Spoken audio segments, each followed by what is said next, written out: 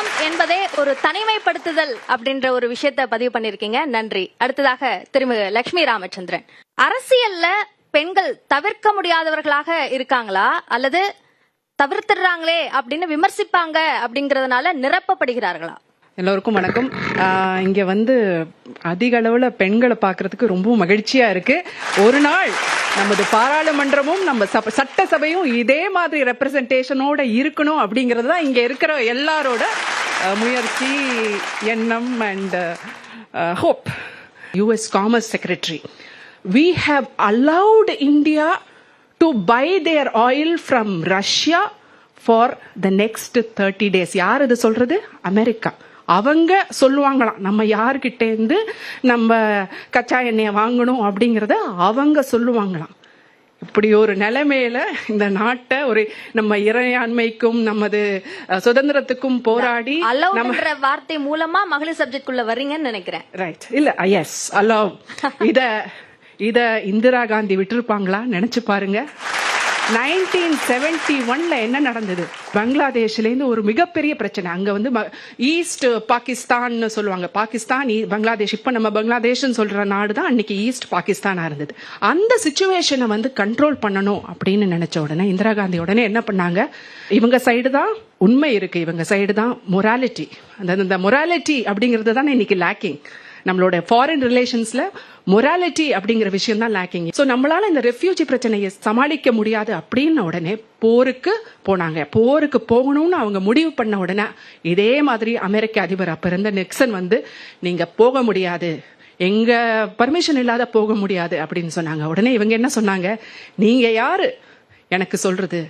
என் பிரச்சனையை எப்படி தீர்க்கணுங்கிறது எனக்கு தெரியும் அப்படின்னு சொல்லிட்டு தைரியமா போய் அங்க போரிட்டு 1971 பங்களாதேஷ் அப்படிங்கிற ஒரு நாடு உருவாச்சு. இதுதான் வரலாறு. இன்னைக்கு நம்ம அமெரிக்கா கிட்ட மண்டிடுறோம். அதான் நம்ம நாட்டோட நிலைமை. இல்ல, எனக்கு இதுல என்ன சந்தேகம்னா, ஒரு ஆண் பிரதமருக்கும் பெண் பிரதமருக்கும் இருக்கிற வித்தியாசத்தை சொல்றீங்களா அல்லது மோடிக்கும் இந்திரா காந்திக்கும், அதாவது காங்கிரஸ் பாஜகவுக்குமான வித்தியாசம்? இல்ல, நான் என்னன்னா, ஒருவேளை பெண்ணா இருந்தாலும், எந்த கட்சியா இருந்தாலும் பெண்ணா இருந்திருந்தாங்கன்னா பெட்டரா டீல் பண்ணிருப்பாங்களோ அப்படின்னு தோணுது. அப்படி வச்சுக்கலாமா? ரைட் தானே? ஒரு பெண் அந்த சிச்சுவேஷனை ரொம்ப நல்லா டீல் பண்ணிருக்காங்க. இன்னைக்கு நிலைமை வேற மாதிரி இருக்கு. ஒருவேளை பெண்ணா இருந்திருந்தா அந்த எஸ், காங்கிரஸ் ஒரு பெண்ணுக்கு வாய்ப்பு கொடுத்தது. பாஜக, RSS இயக்குகிற இந்த பாஜகவுல பெண்ணுக்கு அந்த மாதிரி ஒரு பொசிஷன் கொடுப்பாங்களா அப்படிங்கறது தெரியல. நம்ம அம்மா, எங்க அம்மா கூட, எங்க அம்மா ஒரு டீச்சர். அந்த காலத்துல பெண்கள் படிச்சுட்டு வேலைக்கு வரதே ஒரு பெரிய கஷ்டமான ஒரு விஷயம் தான். சமூகம் அதை ஏத்துக்கல. ஆனா ஒரு லெவலுக்கு அப்புறம் ஏத்துக்கிட்டாங்க. ஒரு லெவலுக்கு அப்புறம் ஏன்னா அவங்க வருவாய் ஃபேமிலிக்கு இதே contributing to the families livelihood income. So அதனால ஏத்துட்டாங்க. சரி, ஓகே, பெண்கள் அதுவே கஷ்டமா இருந்தது. அதுக்கு பிறகு பெண்கள் நாட் ஜஸ்ட் 9 to 5 ஜாப் இல்லாத பலதரப்பட்ட துறைகள்ல செயல்பட ஆரம்பிச்சாங்க. அரசியலா இருக்கட்டும், ஜேர்னலிசமா இருக்கட்டும், கலைத்துறை, இந்த மாதிரி செயல்பட ஆரம்பிச்சாங்க. அது வர்றபோது அடுத்த level, they had to cross the next barrier to get there. அரசியல்னு வரபோது it is something to do with power. Okay, பவர்ங்கிற பொழுது அந்த ஷேரிங் ரொம்ப பிரச்சனை அவங்களுக்கு, ஆண்களுக்கு. சரி, நீ வேலைக்கு போற, சம்பாதிச்சுட்டு வர, வீட்டை பாத்துக்கிற அப்படின்னா ஓகே. அந்த வேலைக்கு போறது கூட என்ன, அவங்க வீட்டுல இருக்கிற கடமைகள்லாம் முடிக்கணும். அவங்க பிள்ளைகளுக்கான கடமை, மாமியார், மாமனார், பெற்றோர், அவங்களோட ரிலீஜியஸ் கடமைகள்லாம் இருக்கும் இல்லையா, அதெல்லாம் முடிச்சுட்டு தான் அவங்க வெளியில போக முடியும். அது வரைக்கும் ஓகே, நீ சம்பாதிச்சுட்டு வா அப்படின்னா. ஓ, அரசியலா, பவரா அப்படின்ற பொழுது அவங்களால ஒத்துக்க முடியல. என்ன கேள்வி கேட்கிற இடத்துக்கு நீ வரக்கூடாது அப்படின்னு நினைக்கிறேன். Yes yes yes. அதை தவிர அரசியல் கட்சிகள், I am talking about my party and other parties also, the way they are structured, அந்த இன்ஸ்டிடியூஷனே எப்படின்னா ஒரு பாய்ஸ் கிளப் மாதிரி. நான் என் கட்சியில சொல்லுவேன், இன்டர்னலா பேசுற பொழுது இது வந்து ஒரு ஒரு பப்ளிக் இன்ஸ்டிடியூஷன், இல்லை மக்களுக்காக உழைக்கிறதுக்கான ஒரு இன்ஸ்டிடியூஷன். இதை வந்து ஒரு பாய்ஸ் கிளப் மாதிரி நடத்தக்கூடாது அப்படின்னு சொல்லுவேன். ஸோ பெண்கள் வந்து அரசியல், அதுவும் எலக்டோரல் பாலிடிக்ஸ்க்கு வர்ற பொழுது அந்த entry barrier is very high. Okay, ஒரு பாய்ஸ் கிளப்குள்ள ஒரு ஆண்களா இருக்கிற ஒரு இடத்துல ஒரு தனி பெண் மட்டும் உள்ளுக்குள்ள நுழைஞ்சு if she has to navigate that space, it's not easy. So அந்த என்ட்ரி பேரியரை தகர்த்து எடுக்கணும் அப்படிங்கிறதுக்கு தான் இந்த reservation is very very important. 33%.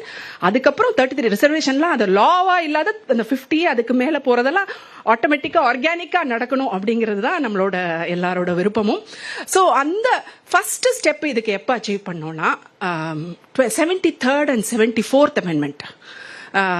So Thiru Rajiv Gandhi அவர்கள் வந்து பஞ்சாயத்தி ராஜ் அப்படிங்கிற ஒரு சட்டத்தை கொண்டு வந்தாரு.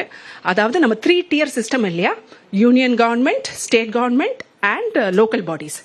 லோக்கல் பாடிஸ்ல வந்து பெண்களுக்கு வந்து 33%. லோக்கல் பாடினா மேயரா இருக்கலாம், கார்பரேஷன் ஆர் பஞ்சாயத்து தலைவராக இருக்கலாம், இல்லாட்டா டவுன் பஞ்சாயத்து தலைவராக இருக்கலாம், முனிசிபாலிட்டி சேர்மனாக இருக்கலாம்.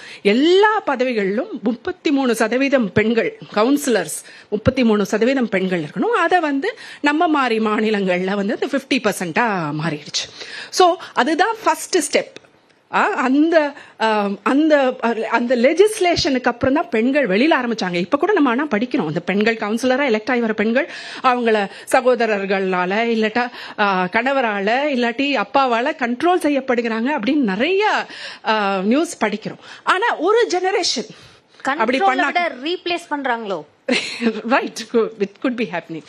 பட் த பாயிண்ட் இஸ், நாங்களும் எங்க கட்சி அளவில், I am sure other parties, other women are also doing. நாங்க என்ன சொல்றோம்னா, நீங்க தனிச்சையா இயங்குங்க, நீங்க சப்போர்ட் எடுத்துக்கங்க, but you are the mayor, you are the councillor அப்படின்னு அடிக்கடி பெண்கள் கிட்ட சொல்லிட்டே இருக்கிறோம். Yes, so but I am sure it is a great training ground. இப்போ அவங்க மேபி ஃபர்ஸ்ட் டேர்ம் எலெக்ட் ஆகி வர்றபொழுது கொஞ்சம் வேற யாராவது ஓவர் பண்ணப்படுவாங்க. அவங்க அடுத்த டேர்ம் வரபோது நீ தள்ளியா, நான் பாத்துக்கிறேன் அப்படின்னு சொல்லுவாங்க. ஸோ நம்ம பெண்கள் வந்து வாய்ப்பு கொடுத்துட்டாங்கன்னா, ஓரளவுக்கு ட்ரெயின் ஆயிட்டாங்கன்னா, நிச்சயமா they know how to utilise their space. So இது ஃபர்ஸ்ட் ஸ்டெப்.